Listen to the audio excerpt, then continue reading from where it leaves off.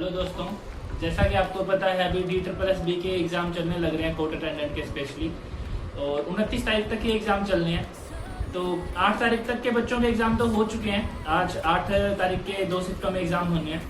इसके अंदर अटेंडेंस बहुत कम जाने लग रही है। मेरा भी एग्ज़ाम अभी रिसेंट में हुआ था, तो मैं आपको सिर्फ ये बताऊँगा कि आप क्या पढ़ के जाएँ। वैसे तो नॉर्मली है, एग्ज़ाम ईजी आने लग रहे हैं, काफ़ी ईजी आने लग रहे हैं, बट कुछ एक क्वेश्चंस ऐसे हैं जो अगर आप अच्छे से और पढ़ के जाएंगे तो आप ऊपर की लिस्ट में आ जाएंगे।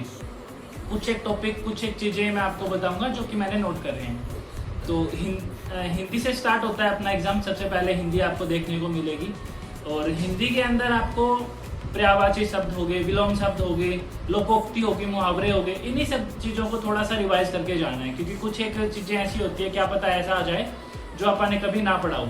ठीक है, तो इनको एक बार रिवीजन करके जाएंगे, थोड़ा थोड़ा पढ़ोगे, आराम से हो जाएगा। ठीक है, और सेकंड अपना उस हिंदी कंप्लीट होने के बाद में आएगा इंग्लिश। तो इंग्लिश भी इजी आने लग रही है, पैराग्राफ आता है, हिंदी में भी इंग्लिश में भी आता है। उसमें से 5 क्वेश्चन छांटने होते हैं, वो तो बिल्कुल ईजी आ रहे हैं। और इंग्लिश के अंदर जो आपको मेनली पढ़ के जाना है वो 1 वर्ड सब्स्टिट्यूशन, ठीक है, और एनोनियम, सिनोनियम ये पढ़ के जाना है आपको, एंटोनियम, सिनोनियम पढ़ के जाना है। और इसके अंदर आपकी मैक्सिमम कमांड हो जाएगी, इंग्लिश में भी आउट ऑफ आउट हो जाएगा। मैथ का भी इसके बाद आपका वैसे तो जीके का खुलता है पोर्शन, जीके में भी इजी आने लग रहा है, बट आपको जो पढ़ के जाना है वो स्पेशली आपने पढ़ के जाना है संविधान के बारे में। इसके अंदर आपने कौन कौन से एक्ट है, किस एक्ट के अंदर क्या लिखा है, और भाग कौन से भाग में क्या लिखा है, भाग जरूर आपने पढ़ के जाने हैं, क्योंकि 2 से 3 क्वेश्चन आए थे। और कौन से भाग, लोग क्या करते हैं अक्सर आर्टिकल पढ़ के चले जाते हैं, भाग अपने दिमाग से स्किप हो जाता है।